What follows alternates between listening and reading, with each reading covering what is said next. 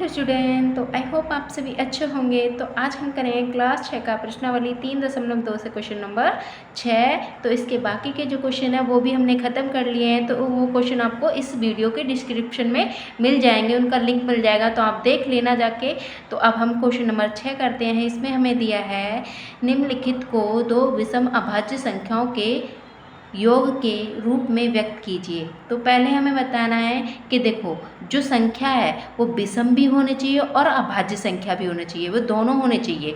तो अब हमें इन्हें क्या करना है, दो टुकड़ों में बांटना है। ये जो संख्या दे रखी है उनको दो टुकड़ों में, यानी उनके जो योग हों उनको जोड़कर क्या हुआ है, 44 आए। यानी दो टुकड़े हैं, उनको जोड़कर क्या है, 44। तो पहले हम ये समझेंगे कि अभाज्य विषम अभाज्य संख्या क्या होती हैं। तो देखो, हम पहले अब लिख लेते हैं अभाज्य संख्या।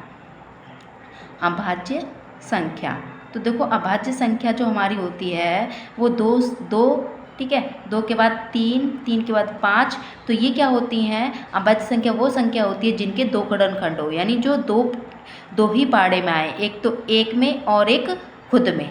तो फिर उसके बाद क्या आएगा, 5 के बाद 7। ये हमारी क्या है, ये हमारी अभाज्य संख्या है, जो भी हम लिख रहे हैं अभाज्य संख्या, ठीक है। फिर 17, 17 के बाद 19, 19 के बाद हमारी, ठीक है, 20 नहीं होगी, फिर हमारी 23, 23 के बाद हमारी 29, 29 के बाद हमारी कौन सी होगी, तो 29 के बाद हमारी होगी 31, 31 के बाद देखो हमारी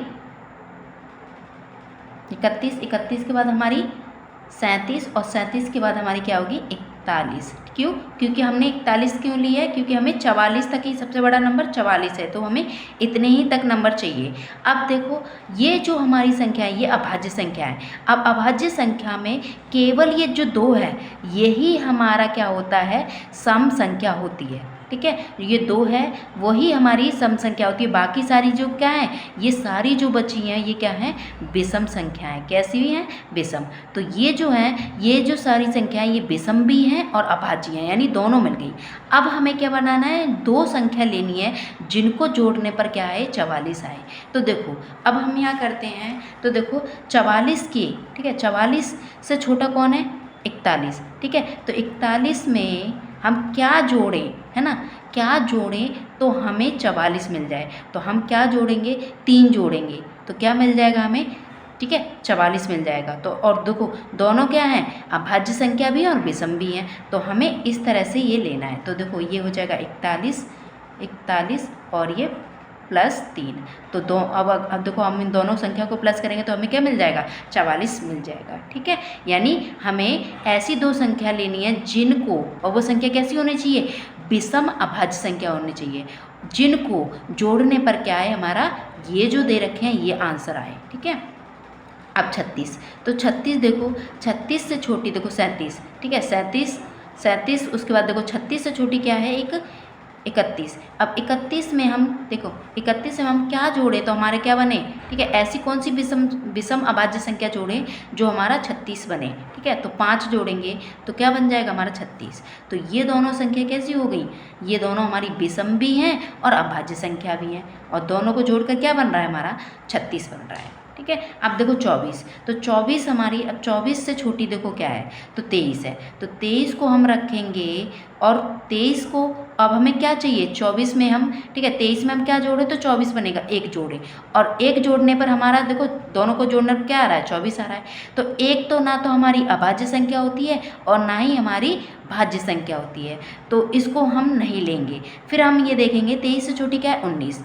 अब 19 में हम क्या जोड़ें तब हमारा ये क्या बने, 24 बने। तो 19 में हम 5 जोड़ेंगे। अब देखो, 19 भी हमारी अभाज्य संख्या है और विषम भी है, और 5 भी हमारी अभाज्य संख्या और विषम भी है, तो ये दोनों जोड़े हो जाएंगे। तो इनको हम करेंगे तो ये एक 19 आ जाएगा और ये 5 आएगा। अब इनको दोनों को जोड़ेंगे तो हमें क्या मिल जाएगा, 24 मिल जाएगा। अब देखो हमारा 18 है, 18 से अब देखो 18 का हम निकालते हैं, 18 किन को जोड़कर होगा, तो देखो 18 से कम क्या है, 17। तो 17 में हम देखो, 17 है एक हमारी अभाज्य और विषम संख्या। तो 17 में हमें कितना जोड़ें तब हमारा 18 बनेगा, तो 1 जोड़ें। तो 1 तो हमारी ना तो अभाज्य संख्या है ना ही हमारी भाज्य संख्या है, ठीक है, दोनों नहीं है। तो हम क्या करेंगे, दूसरा लेंगे। अब 17 से छोटा हमारा क्या है, 13। तो 13 को हम, अब 13 में हम कितना प्लस करें जब हमारा 18 बनेगा, तो 13 में हम कितना प्लस करेंगे, 5 प्लस करेंगे, तो कितना बन जाएगा हमारा, 18 बन जाएगा। तो ये दोनों हो जाएंगी वो संख्या जिनको हमारा जोड़ने पर क्या आ जाएगा, 18 आ जाएगा, ठीक है। अब देखो क्या है कि आपकी जो किताब है उसमें क्या दे रखा है, पहले हमें 3 दे रखा है और फिर हमें क्या दे रखा है, 41 दे रखा है। तो हम क्या लिख देंगे, ये लिख देंगे, ठीक है, कॉमा लगा के। बराबर नहीं लिखेंगे क्योंकि बराबर का मतलब हो जाएगा ये बराबर है, ठीक है। तो बराबर भी आप लिख सकते हो, ऐसा कुछ नहीं है, पर हम, ठीक है, पहले हम लिख लेंगे 5 और फिर लिख लेंगे हम 31। फिर हम इसमें 5 फिर 19, यानी छोटी संख्या हमें पहले लिखनी है और बड़ी हमें बाद में लिखनी है। इस तरह से आपकी किताब में दे रखा है। तो देखो हमने ये क्वेश्चन कर लिया। तो आई होप आपको समझ में आए कि कैसे किया है। तो आपको वीडियो पसंद आई तो वीडियो को लाइक करें, शेयर करें, कमेंट करें। Thank you.